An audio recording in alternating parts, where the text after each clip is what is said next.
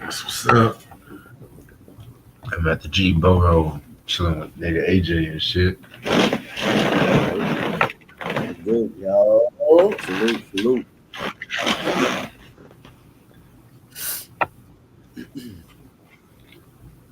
Hmm. It's like the more you grow up, the weekends are shorter. For real. It's so cold outside.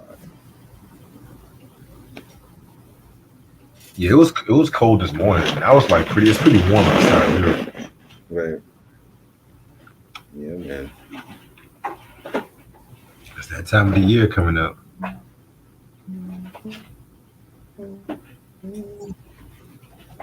Yep. So I'm going Thanksgiving shopping tomorrow. Oh, facts. I don't even know what I'm going to do Thanksgiving, honestly. I might just chill with my sisters.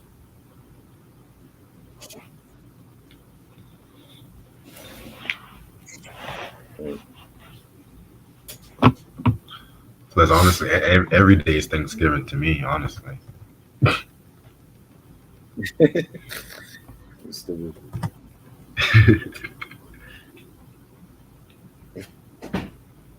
um,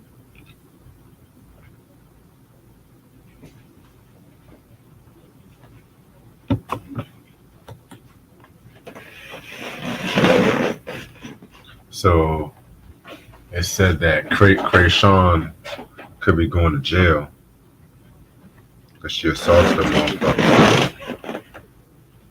what she do? She assaulted one of Timar Braxton's background singers or whatever What? For what? because she thought she was performing in one of Timar's concerts, but she was just brought as a guest. So she got mad at the wrong person and with the ass. What did Tamar have to say? She was crying about it on social He media, was crying about it. talking about she's wanted everybody to be happy and shit. Which I kind of felt that, but still, it's just like you should She didn't want know. no parts of. She didn't want no parts of that chick. She funny. These people, they mad funny, man. Shout out to Lashia for Dope Jeopardy. So now you beat the wrong nigga ass.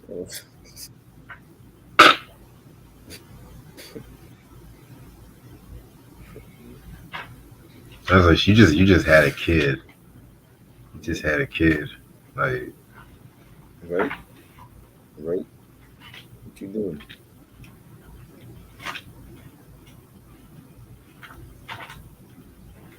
Crazy. what else is going on? Yeah, people. You been listening to Suge Knight's podcast and shit? Nah, I hear it. What do you have to say? Man, you got to listen to that shit. Yeah. He's talking about like how some motherfuckers try to screw him over and shit. Long story short. Right. Of course. You know.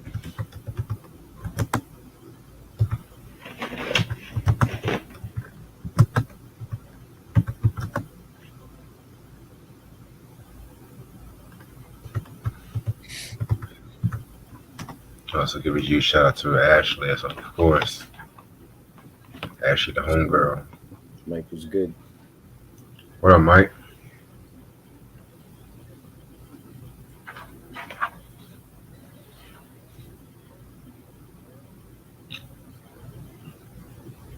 Oh yeah, did you see that other text I sent you? About R. Kelly? Yeah, yeah, Doing that, yeah. nigga? You said what? How you doing that? Well, his prison is literally like a couple minutes from where I stay at, so all I have to So do is just make you gonna some try to get connections in and there and shit. talk to him? Nigga, you ain't Yeah, talking to no R. Kelly's. And you telling me, I'm gonna like, try get the to fuck interview out of him. here. I'm gonna try to interview Yeah, like right. dead ass and shit. That nigga, they're gonna be like, who the fuck is you? I was like, I'm Why motherfucking would Reggie. all That's these who the fuck I am. Bubba Walters, who are you? I'm motherfucking Reggie. That's how the fuck I am. That's what I told him Oh as. my god. Oh my lord. I think you've been smoking.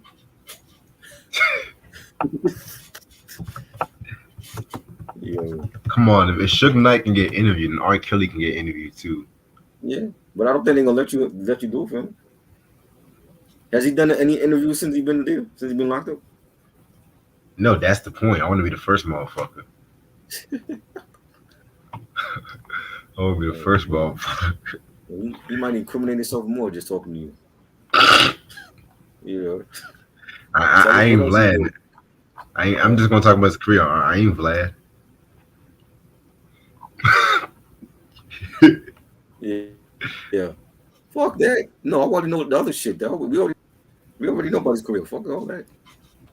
I want to ask him, when did you start peeing on girls? You know, I don't want you to start was peeing it on was it always girls. a dream of yours or what? Was it always a dream of yours to do it or what? Like when did that start? You know, that's a fetish.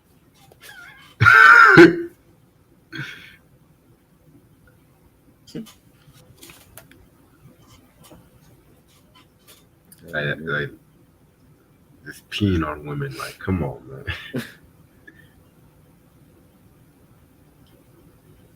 That shit is fun when they allow you to do it, but when there's no consent, it's like what you doing?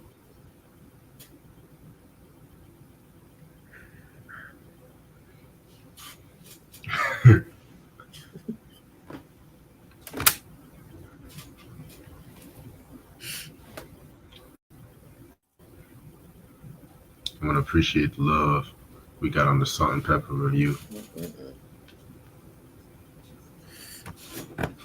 Man. But what makes somebody just want to pee on somebody? Like,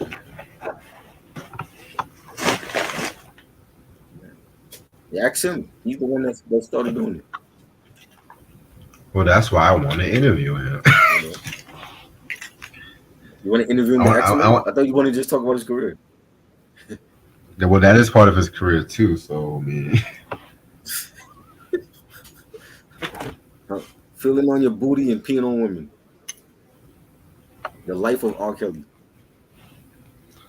the life and times of Robert Kelly. right?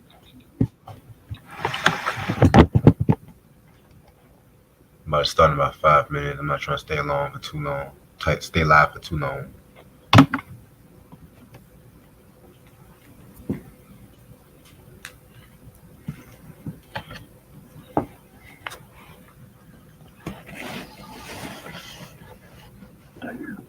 Eddie Murphy's about to drop Beverly Hills Cop 4.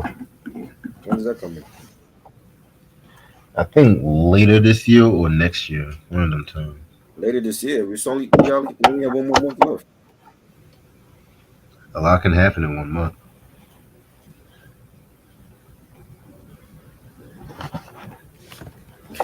So you're saying it's dropping in December? I didn't hear about that. They would already had a trailer out for that. So it has to be next year. Yeah. Well, all I just heard was it was coming out. I was never pepper sprayed on stage. What you mean? Why do you answer these What you? these idiots? Why do you answer them? I don't answer these niggas. They crazy.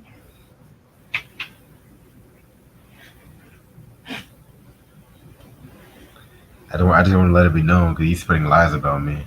I think he likes you. Him and Batman. I think I have a thing for you, low key.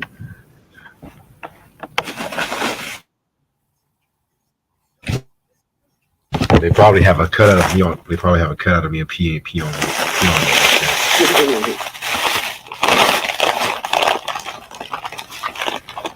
Oh yeah, we also gonna give our quick thoughts on this on the power series finale too. Well, the power season, honestly. All I'm gonna say is my nigga D Mac is making Tyreek look like a saint. D-Mac gonna get killed. I'm surprised he didn't get killed in this season. And Tommy got too much on his plate right now. He can't be worrying about Maria and then D-Mac and shit. Let's kill that nigga off.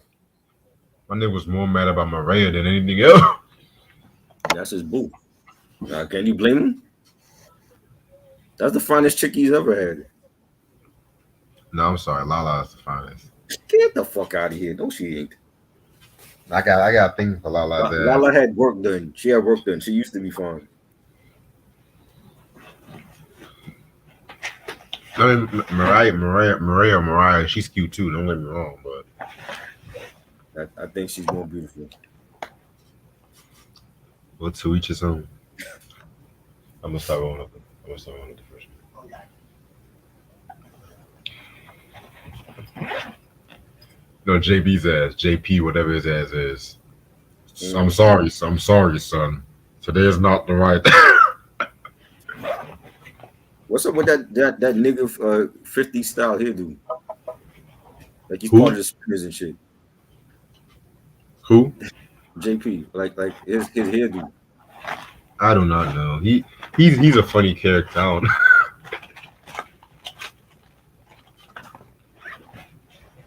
But I was mad as hell. He didn't smack the fuck out of D-Mac. He ain't gonna do that. He's soft. Tommy's the one that would wring his neck. Cause Tommy is like the golden white boy. Everybody wants Tommy. Yeah. He's a golden white boy. Then my favorite one, Jannard. Oh, he's my favorite one. Jannard the crackhead. Jannard the abused crackhead. That nigga letting a bitch call shots with him. He's like, why you always hitting me? You know what I mean? He fucking a MMA fighter.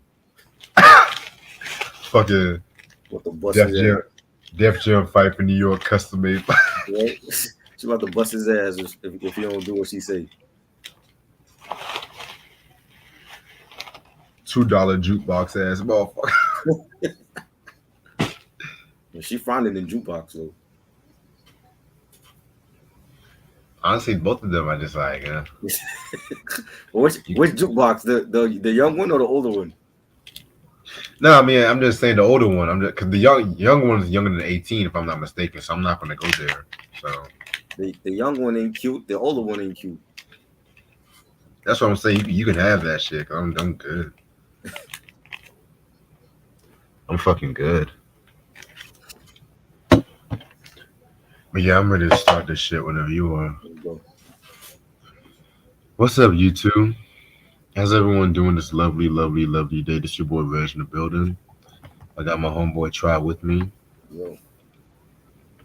I was going to do an R&B on this day of, but I wasn't really able to find any like R&B albums that was released on this day that was significant. The only album that I found was like a live album from the Rolling Stones, and I'm just like, I could. It's not. I'm never even going to talk about live albums, so I'm just going to jump right straight to the review. The album that we're going to talk about today is Aretha Franklin. This is her what album number this is? This is her 19th album, Hey Now Hey, The Other Side of the Sky. This came out on June 25th, 1973. This was produced by Quincy Jones and Aretha Franklin. It came out with singles such as like Angel, you know what I'm saying? I want to also say Somewhere was a single. Yeah, this one didn't really come out with a lot of singles from what I looked up. You know what I'm saying? No guest appearances on this album.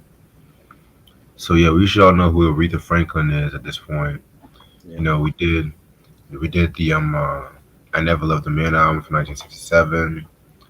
I know we did the Let Me Love, but that one was the one that came after this one from 1974. So this is like the third album we're talking about from Aretha Franklin. You know what I'm saying? So when it comes to this album, a lot of people kind of have like a lot of different opinions on it. You know what I'm saying? So there's a lot of people who say that this is like one of her albums. I'm not going to say worst albums. I'm just going to say Mm, Yeah, yeah. Like, but then there's a lot of people who say that this is one of her most experimental albums.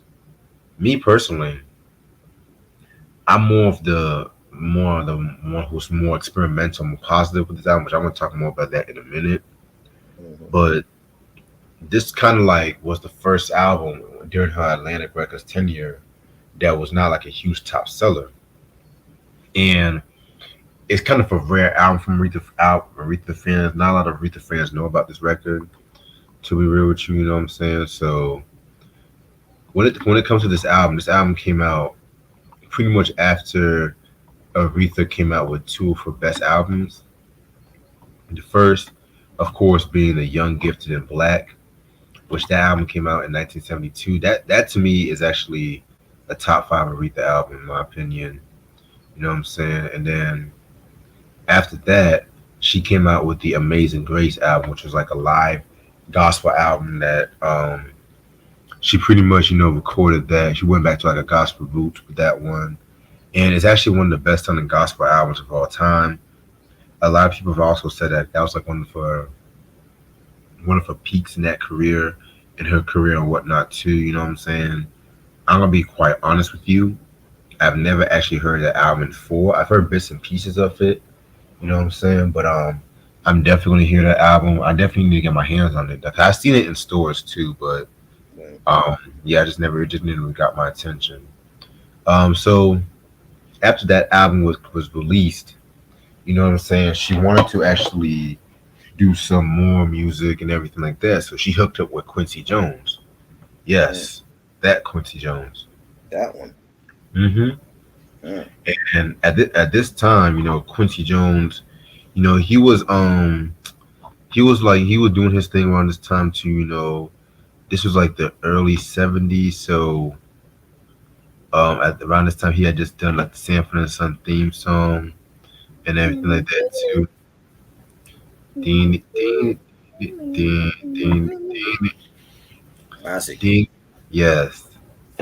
Um, he also did a few soundtracks. He was mostly doing like TV stuff around this time too. You know what I'm saying? Mm, Like this show called a Hot Rock and everything like that too. You know what I'm saying? So of course, since it's 1973, this is like before his work with Michael Jackson, because a lot of fans want to just pigeonhole him into that, where he's been doing shit for the past 20 years, like with artists like Ray Charles, Leslie Gore, mm, and so on and so on.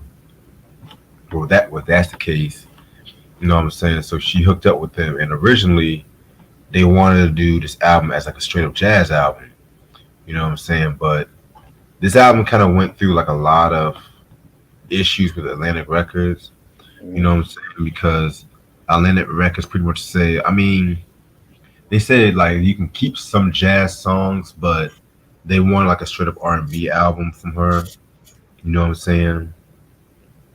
And they didn't really promote this album as much, to be real with you, because like if you really listen to this album, it has a very different sound compared to the albums that came before, from like I Never Loved a Man, Lady Soul, and there's a reason behind that was because this was the first album in her Atlanta Records tenure that was not produced by Jerry Wexler, Arif Martin, or even Tom Dowd, who those guys was like the main ingredients to what made her classic formula work and everything like that too. So after with the Amazing Grace album, she actually became like a co-producer, and she wanted to retain those roles when she hooked up with Quincy Jones and everything like that too. You know what I'm saying?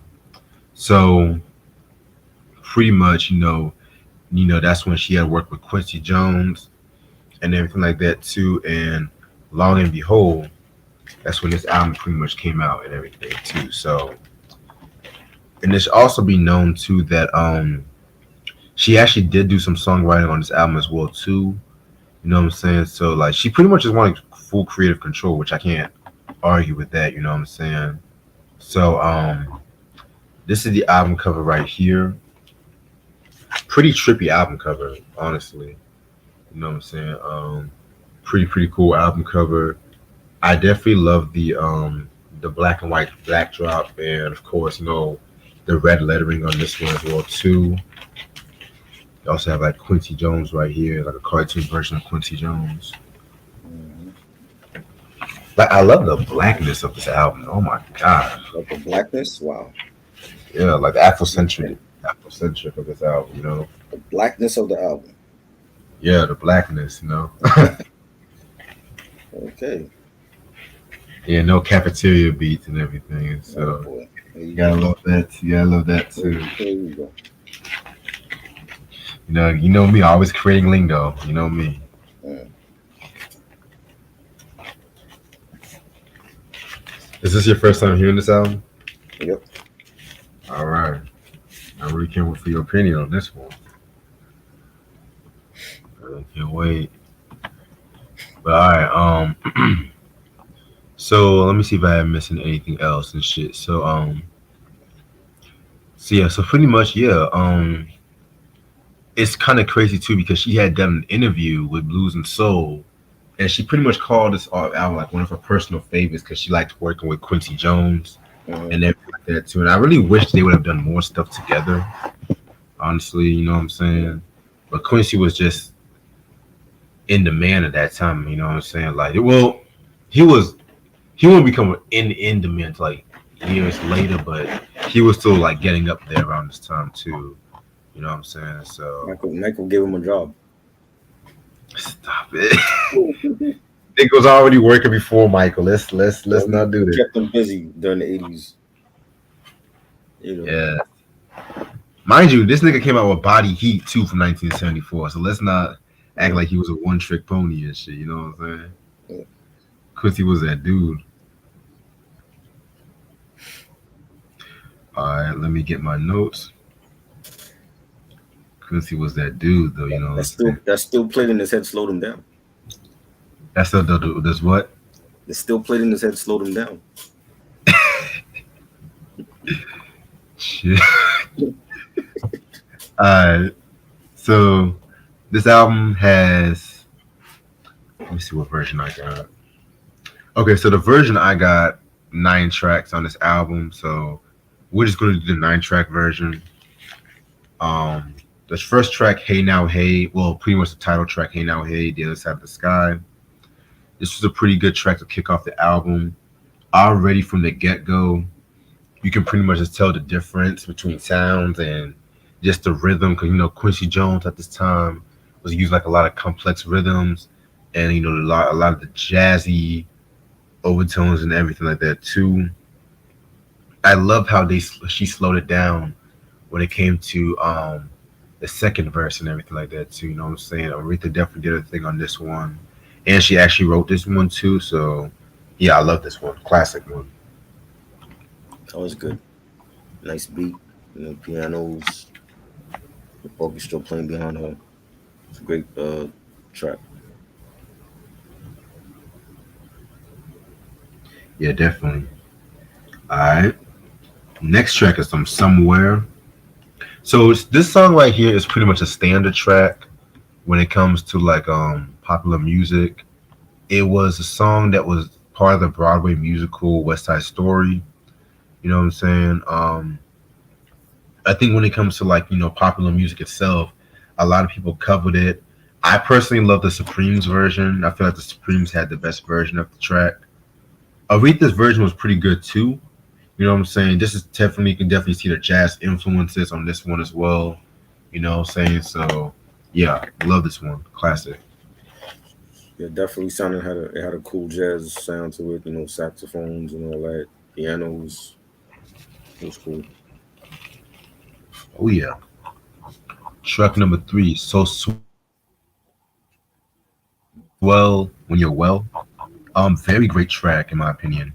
This might be one of the tightest compositions on this album and everything like that too. You know what I'm saying? Again, Aretha definitely proves why she's the vocal goddess that she was. You know what I'm saying? So, very great track. This is one of those tracks you gotta when you're laying in bed with your shorty, you gotta roll over and ask her, "How you doing, honey?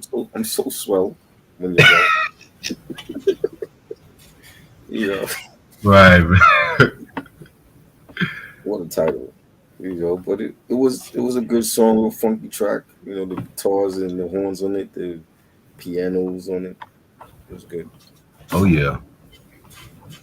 Track number four, Angel. This is pretty much one of my favorite Aretha Franklin songs. This is a fan favorite song, honestly. And this might be the most Aretha Franklin song on this album, to be real with you, because if you listen to it, it definitely has that signature smooth soul that she was doing. It was co-written by his sister Carolyn Franklin. You know what I'm saying? So again, you also have the lovely background vocals from the sisters Carolyn and Irma, which the background vocals always do their thing. So I'm not even mad about that. Um, yeah, man, Angel. This is definitely a very soulful joint right here too. You know what I'm saying? So classic joint. From now on, when you ask me how I'm doing, I'm gonna be like, I'm so slow. So swell. Good Angel, day. yeah, it was a nice ballad. It was good. Mm-hmm. Gotta find me an angel. I was like, okay, Aretha. Wasn't that sampled by somebody? Yeah, it was. It was Okay. simple. I'm gonna look it up in a minute though. Yeah. But next song we got is, oh, I forgot to say, Simply Red also did a cover of this track too, which also featured the Fugees as well. So I never actually knew The that. Fugees? Yeah, What album this one? it's from Simply Red's Greatest Hits compilation from Oh '96. wow. And they didn't release that as a single? I think it was a single. I never heard it. Yeah, man, Simply Oh. Red, man, that's my group right there, boy. You Hmm. know what I'm saying? Anyway, next track we got is Sister from Texas. This might be the most Quincy Jones song from this album, in my opinion, because I feel like with this one right here, he definitely had that signature sound and everything like that too. You know, that jazzy signature sound that he was doing and everything. Again, Aretha Franklin definitely did a thing with this one. She wrote the song from what I looked up. Pretty great song. This one is definitely a favorite of mine. You know what I'm saying? So yeah, man, Sister from Texas. I love the line when she says, "Don't you know that pride can kill you? I don't try to spike my pains with my nose. People are here for the moment, gone forever." And then she's repeating that line, said a sister from Texas. You know, I remember when I was going out, when I went out on Saturday, I saw this older guy on a bike he had like a Bluetooth speaker on his bike, and he's bumping Simply Red, holding back the tears. ooh, I love that record. And like me, just biking on a brisk fall day, playing Simply Red. Yes, I'm not mad about that. Simply Red though, that's like Yeah, to me, the dude, the lead singer Mick, he does not get just you. right. He does not, Nope.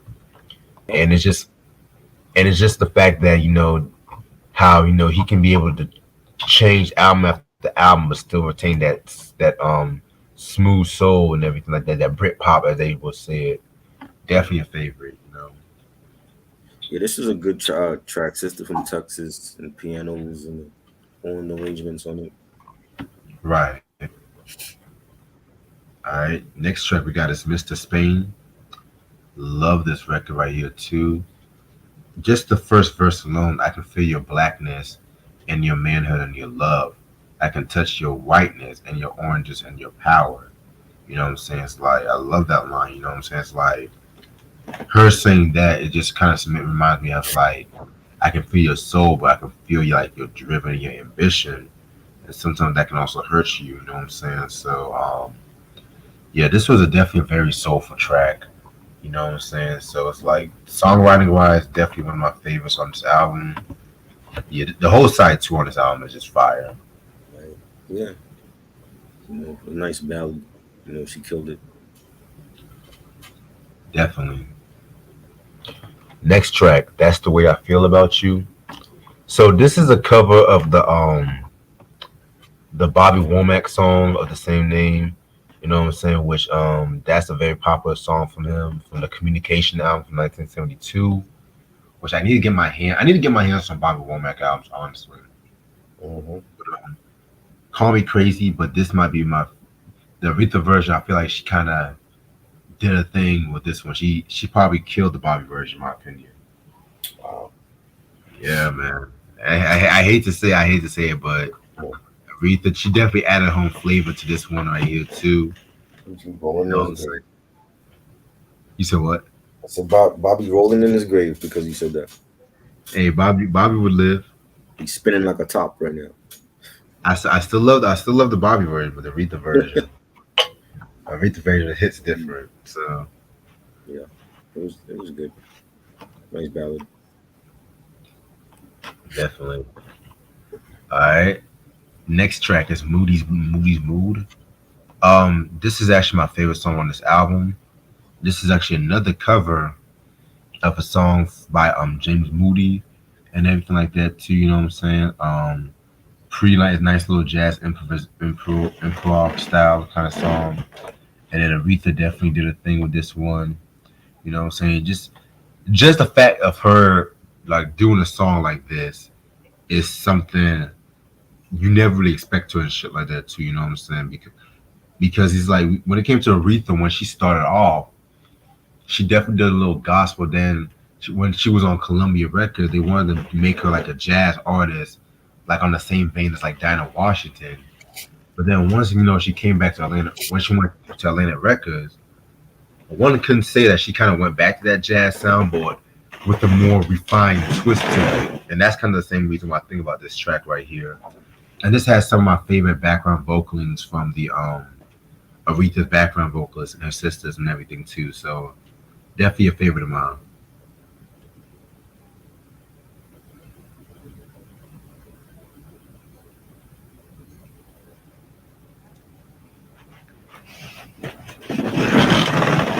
And try you good? Yeah, it was a nice track. I like the horn arrangements on it. It was a jazz track.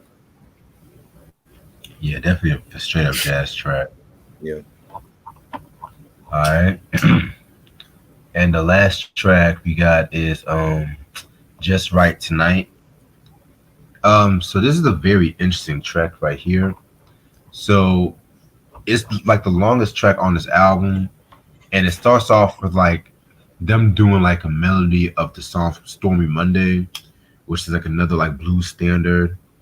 Personally, I like the Allman Brothers Band version from like the At Fillmore's East live album. The Almond But Joy then Brothers. you said what? The Almond Joy Brothers. Allman Brothers Band. Yeah, rest in peace, Doreen and Greg Allman, man. But then Aretha starts singing, and it's pretty much turned it into like a sex track. This might be the most loosest and rawest song on this album, to be real with you, and stuff like that too. You know what I'm saying? Just the way how those horns like definitely kick in and everything. The style and charisma of it all. You know what I'm saying? And this is actually a song where she definitely did a thing with the ad libs too. You know what I'm saying? Very, very, very, very, very dope track. This might be my second favorite track on this album.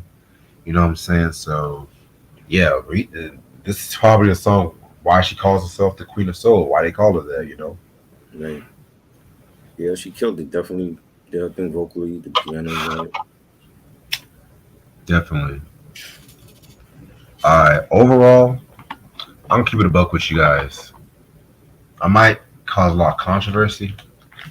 This might be my favorite Aretha Franklin album. To be real with you, What? Wow. Stop it. like This? let, yeah, next to Young Gifted and Black, Mm, next to Young Gifted and Black, this might be my favorite one. Reason wow. why I say that because it's just like I definitely feel like Ambition, like this one definitely was her getting full creative, well, like wanting more creative control with the music and everything like that too. I also like the vocal stylings on a lot of the tracks too. You know what I'm saying? I feel like everything came together with this track right here. You know what I'm saying? Um, Yeah, it's a very underrated album because it's like no one really gives the album as just due because like commercially it still was like a very successful album commercially. You know what I'm saying?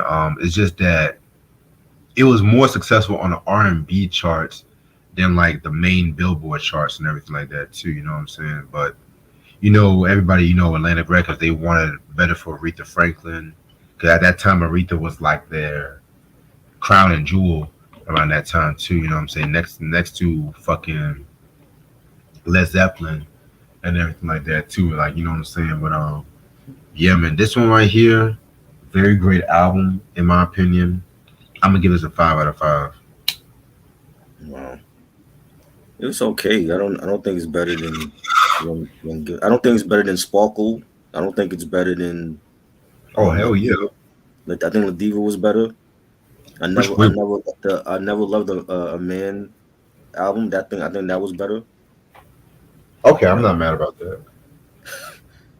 no, I don't. Reg is definitely hot tonight. What you taking, Reg? What you doing? Crack? Nah, nah. I'm What's just your choice of drug tonight? I've always felt like this album, Young, Gifted, and Black. I Never Loved a Man, Spirit in the Dark.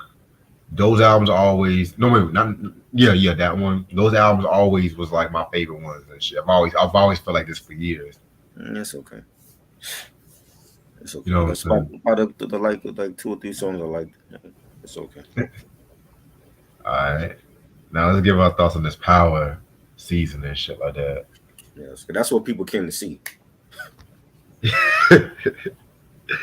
I'm gonna change the title later on anyway. Hmm. So honestly, I'm gonna be real with you. This was a huge improvement over the last season of Force. Honestly, a huge improvement. It still has some. It still has some things they had to handle, but especially with the season finale, which I'm talking more about that. But yeah, with this season, you had Tommy, trying to like work with the Serbs and everything like that too. And he's crossing paths with like Miguel and Mariah, handling his family business. He had his brother JP learn that he has a son, um, Darnell, aka D Mac. You know what I'm saying? D Mac proved to be a problem and everything like that too.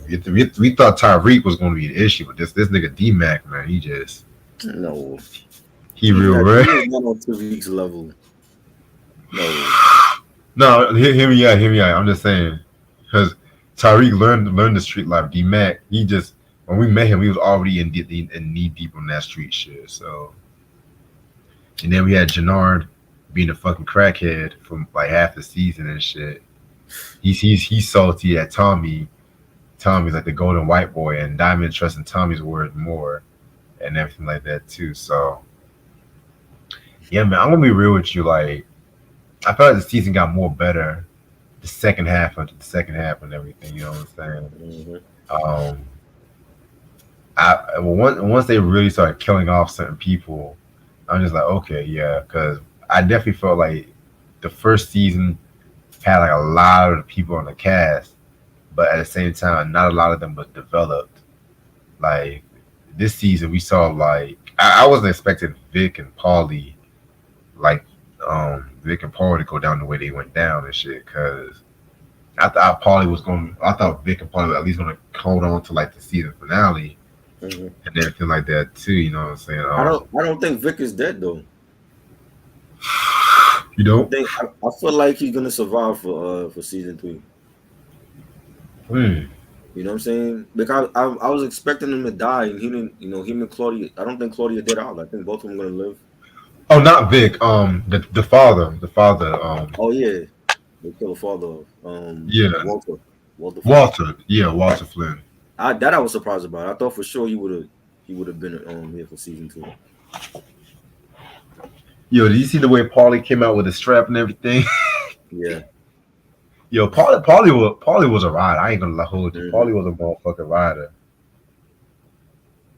I was like, nah, they should have had him living this shit. He could, but but yeah, let's talk about Kate for a minute. Hold on, let's Yeah. talk about my girl Kate. Kate. They need to kill her ass off. That is what's her purpose? You know, She's over here trying to be clean and everything. right? She So overdosed on crack in the last episode, and I'm like, yeah, I wouldn't be surprised if they kill her off. It's like, what's really her purpose on the show?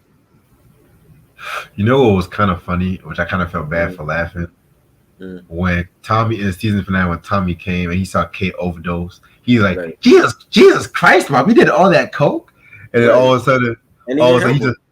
he just looked at her like Yeah, that he wanted her to die. He didn't help her. It was JP that came in and called the ambulance.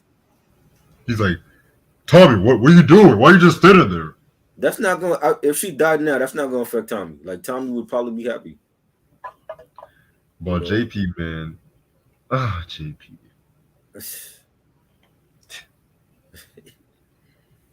I think bro. Katie's gonna die. I don't think they should have her live for. Like, what is her purpose to the show? What is she gonna add? But except for annoying Tommy, Every time you come to my life, you bring trouble. right? You know what I'm saying? It's like she has a reoccurring role, but it's like her role hasn't meant shit since she keep reoccurring on these shows. I kind of felt bad for her when D Mac called her a bitch, Mm-hmm. and he was You feel like, bad, bro. I kind of felt bad for him. He's like, yeah, dementia or something. Why you always talking to me? Yeah, I was like, that's the only person that showed you true, genuine love and shit. right. She gotta go. I don't really see why would they keep her on? You know.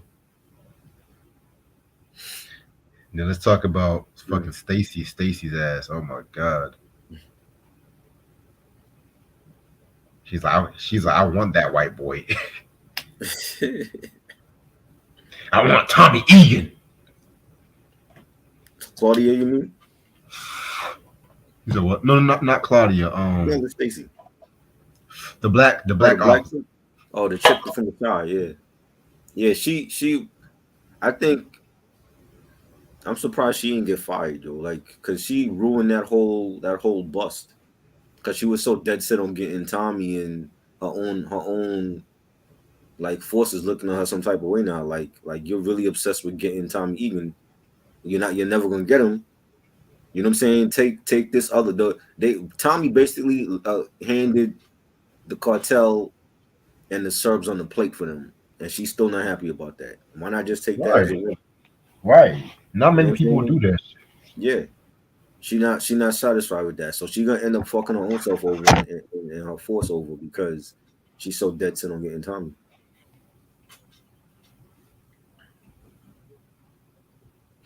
Her time's gonna come. What about Diamond? Oh, Diamond, man. He was trying to make a change, but Uh-huh. He again, tried. He tried. he was like, I ain't going back to prison. Right. The streets is in him. That's who he is. You know. But his PO officer was mad annoying though. Yeah, he was. I'm like, kill this nigga. He was mad annoying. Another funny scene was when Vic got caught by Tommy the first time, and Tommy Mm-hmm. was like, there's one thing you can do to prove you're not a snitch, and then he's like, you Mm-hmm. have to kill him, and then he just Right. fucking killed his ass with no hesitation and shit. That should have happened already. We should have saw that. That should have been like at some point in the last episode. That should have happened with Tommy. Well, Tommy was going to take him to kill him, and then something just happened. But I'm like, that should have happened already. Because I was like, you bring back Vic now. What is Vic gonna do now that he's being made as a snitch? He can't work for the feds. They're not gonna protect him. You know what I'm saying? And the word is already out on the streets probably by that time that he was working with Tommy and Tommy made him out as a snitch. So what is he gonna do? He has no crew. Is he gonna link up with his sister? Yeah, I don't You think know? Claudia's dead either. Yeah, I don't think Claudia's dead. She got stabbed, but they didn't show her dying though. It's a difference. You know what I'm saying? I'm like, she's gonna live. They're gonna bring back both of them. But I don't really see the need to bring back Vic. Like Claudia is a different story because she still got the cartel and the Serbs with her, but You know, I was what would be the reason to bring Vic back? Unless she and Vic like plan on linking up and have starting their own crew or whatever. But I don't know. Yeah. But other And than and that, Maria has been kidnapped to where we don't know.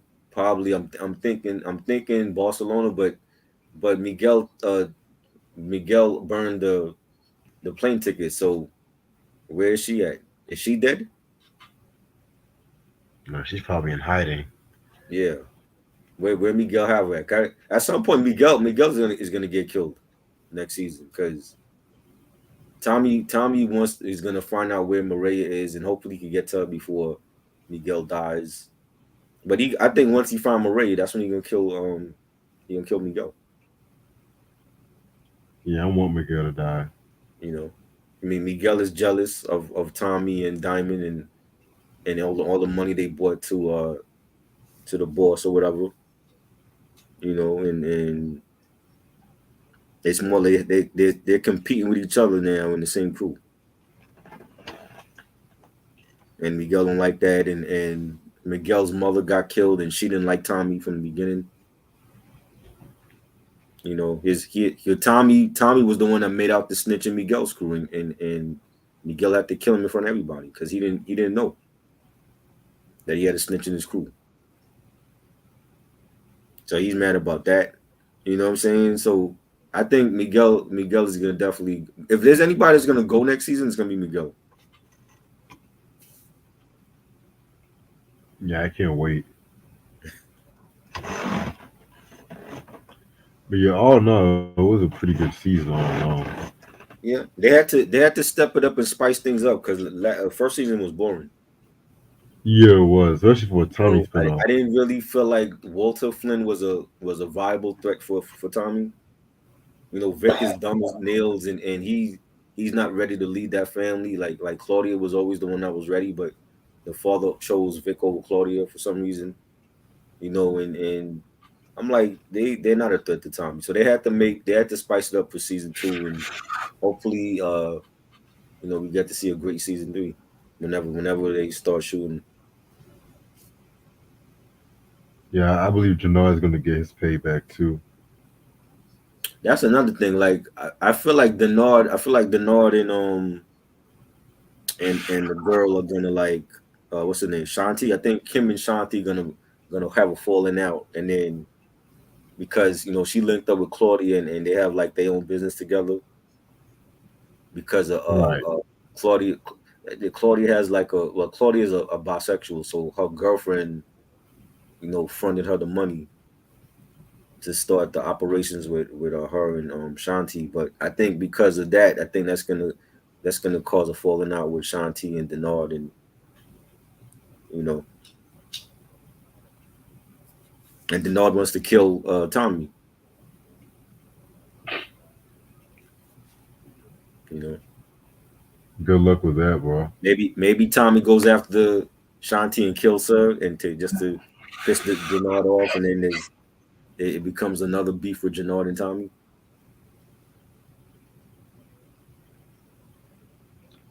You know,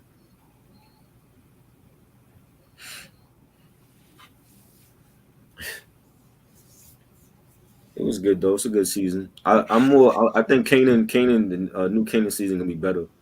I'm Of course. expecting that to be good in the new Hmm. season of BMF.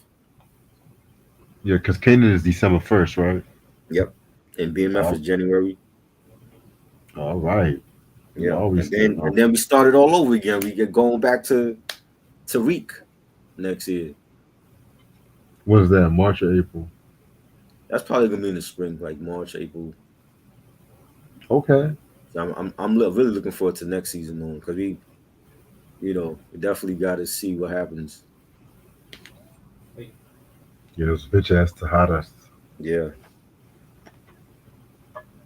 But yeah, I'm gonna end this off right here and shit like that. 'Cause I got a lot of work to work on tonight.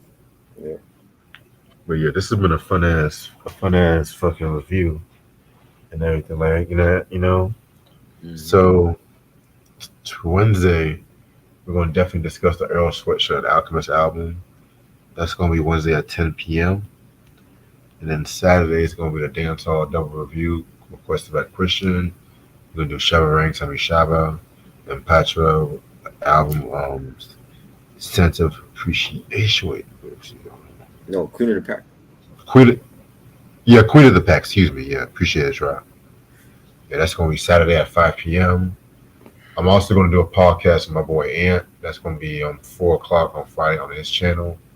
You know what I'm saying? So it's going to be a fun ass fucking week. You know what I'm saying? So appreciate this as usual, try. Yeah. This album is actually out of print. And it's actually a very rare album. So if you can find it, must have in your collection. You know what I'm saying? I feel like it's more accessible on vinyl because CD, you can probably spend a lot of money on CD, which is not surprising. But other than that, Right. I hope you guys have a very good night. I'll see y'all motherfuckers later. Yeah. Peace. Peace.